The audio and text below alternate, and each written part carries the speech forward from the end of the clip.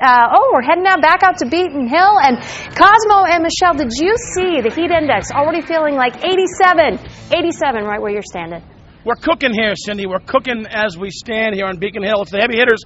I'm joined by the electrifying and beautiful Michelle McPhee. Electrifying. Electrifying and very patriotic from 96.9 Boston. Talk to Michelle. I'm like Wonder Woman.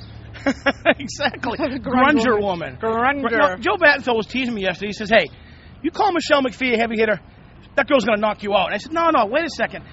The hitters, it's all about the state of mind, right? Absolutely. With the big shots in town. With the big shots, it's not the physiology, it's the state of mind. Right, because, we do terrify a lot of politicians behind us over here, do we not? It's what we do best, yes, especially you. And you have knocked a few people out in your time, as I recall.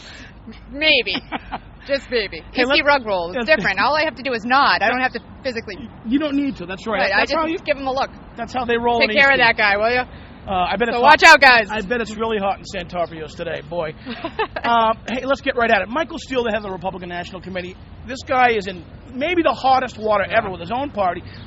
He says in Connecticut an event that, hey, Afghanistan is now President Obama's war, and boy, it's unwinnable.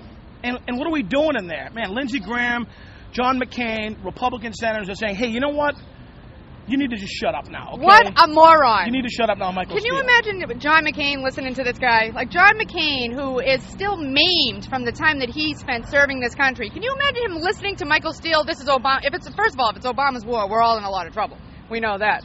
But, the idea that you would disparage the troops like that and say that this war is unwinnable is so unconscionable. Michael Steele should step down right away. What a mess. Honestly, even locally, we have great guys in the Republican Party, all 5 of them. And they can't find a single candidate to run against Martha Coakley. It's like, what are they doing? They do nothing. Yeah. Nothing to help out their own cause. I think you're right. It's devastating to morale. It's the wrong thing to say. Now, look, the GOP will probably clean up a bit in midterm elections. Probably no thanks to this guy. He's being called on to resign. I think this may do it. Because when you do moral damage to your troops, hey, look, this is not Obama's war. This is America's war that we need to fight to go after terrorism. So I think you're absolutely right. And at least what McChrystal said was true. What McChrystal said about Obama was true. Some people may have found it untoward, but it was true. What Michael Steele said is ridiculous and moronic and asinine. McChrystal's favorite beer, by the way, was Bud Light Lime. Oh, I had some of that over the weekend. Bud Light Lime. Oh, it's like rancid mellow yellow. It's like Tab. It was terrible. All right. Anyway, good thoughts on that. Moving right along, you're looking very patriotic, by the way. The big fireworks over the weekend, not just here in Boston, but everywhere. And I know there was a big tribute at the fireworks display, but I think Michelle McPhee was not entirely comfortable with what the tribute was. Well, first of all, let me just say, it was awesome. You have the Pops, you have Toby Keith. What could be better? You're at the Esplanade. I went to the rehearsal. It was a blast. But then they wrote a 10-minute piece of music to the Kennedy clan. Now, I would have been just as upset if there was a 10-minute piece of music to anybody's, even our pal Scott Brown. It should be a nonpartisan event. But what really ticked me off is the idea that here we have a 10-minute piece of music to the Kennedys, and sure, they're worthy of tribute, but not at this event. This event was about the people who have fought for our independence. Happy birthday, America. And 125 troops have died from Massachusetts. If you're going to do a 10-minute piece of music, it should be about the troops from Massachusetts who have laid down their lives, not the Kennedy brothers, who, okay, great, they were good politicians, but they didn't lay down their lives for Independence Day, and the 125 troops from Massachusetts did, and I found it in very poor taste to have to watch a 10-minute tribute to the Kennedy during this sort of a celebration. What do you think? Well, devil's advocate for on your piece here, certainly Senator Kennedy and the Kennedys have done a tremendous amount for the Commonwealth. Did a lot in Washington, but But we have a library, we have troops, we have memorials all over the place to them. At time of war. And on 4th of July, probably better to pay tribute to the troops. I would agree that might have been more appropriate. Wow, you and I are agreeing. A little bit. I'm trying to be diplomatic. I love it, Cosmo. When you're here and... Cosmo, you're usually like the moon bat here. I'm the lefty. I'm the moon bat. Yeah. We need Peter Kadzis to bring the equilibrium back, because he's way out there on the left. He's way out. Anyway, I'm not sure if much of that would be the right, though, right? This would be the left. This would be the right. This would be the right. This would be the left. Hey, Bobby Fischer's been dead for a couple of years. The global chess champion, native of Chicago. They've dug up his body, okay, to get DNA for a paternity test. I guess he's got an estate of about $2 million. Oh boy. With a 9-year-old girl, and they believe that she's his illegitimate daughter. My first question is what you think about that. Number 2, I don't know about you. When you were in high school, was it the kids on the chess club who were getting all the action?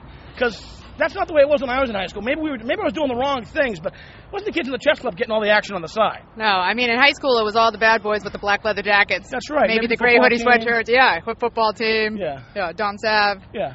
Yeah, but no, it wasn't the chess kids. Definitely not. No. But if we're going to start digging up dead, first of all, ew is my reaction. Ew, ew, ew. That is nasty. They say they've done it appropriately and with respect for the remains and so forth. How can you possibly dig up someone's dead body appropriately? I mean, come on. You said a lawsuit. This is exactly why I want to be cremated. I don't trust anybody after you're dead. I know. I want my ashes spread all over Eastie instead of, like, being in danger of being, unearthed. But what about Dennis Hopper just died? They're going to have to pull that guy's body out of the grave every year and a half. Come on, when easy Mick rider. Jagger dies, they're just gonna lie in state so they can take samples every couple of months, right? They're going to cut off all locks of his hair before he even gets in the grave. Yeah. I think some guy at IBM. Remember Big Blue, the computer that Bobby Fischer used to always play against? I think some guy at IBM might be the kid's father. I think you might be right about that. Big Blue is the kid's father. Well, Bobby Fischer does not exactly scream Studley, not even a little tiny bit. They're searching for Bobby Fischer's DNA. I guess that's the cliche that we I have was there. waiting for that all morning, Gonzo. I don't know about you over the weekend. If you spent any time on the beach, there was a big shark scare here in Massachusetts. Coast Guard put out a warning early before the July 4th holiday and said, hey, because the waters are warmer, and they are actually this time of year than usual, there's a huge seal population. Keep your fingers and hands in the boat. Keep your toes in the boat, because if you put your finger out there in the water, the sharks are going to come after you. July 4th, Cape Cod, it was a classic, Jaws all over again. And it turns and all those tower balls are forcing the sharks this way, too. Guess what? It's not true. There's not a single great white shark out there? There might be, but it's there's nothing to be concerned about. Yeah, but come on, Cosmo. We grew up around the same time. Were you not traumatized by... I was at Newfound Lake, and if I go out too deep, I'm like... Dun, dun, dun, dun. We go to Chatham every August. You go out there for the seal tour, right? It's like, hey, this is great. Aren't we watching? Isn't this like live shark bait? And we're hanging around with the seals. Yeah. Anyway, shark scare was just a big scare. Michelle McPhee, 96.9 Boston Talks, heavy hitter.